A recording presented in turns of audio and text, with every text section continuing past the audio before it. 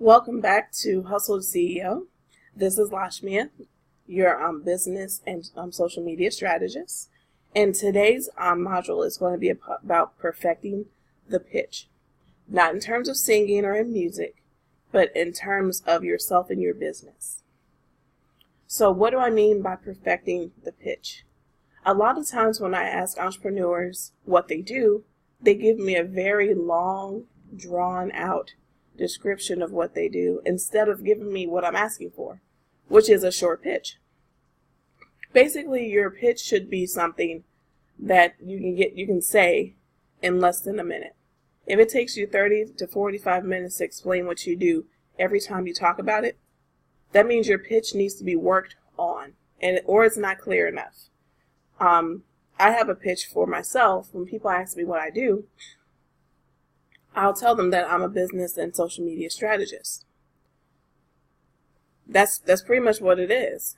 And then when they ask me, oh, okay, what does that mean? That's when you go into more detail. You want to give someone enough to get them interested, and then so they can actually follow with another question and get a conversation going. You don't want to give them too much at once because it's too much of a sensory overload for most people, and that also doesn't build too much trust with them. It just seems like you're trying to throw some words out there to confuse them instead of actually trying to tell them what you do. So your pitch needs to be short and sweet.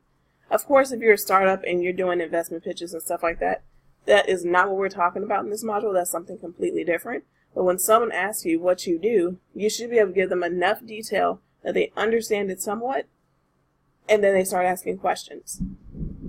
So that's what you want. You don't want to sit there and give them so much information that they walk away or don't respond back to you, because that's a little much. So this is how I perfected my pitch.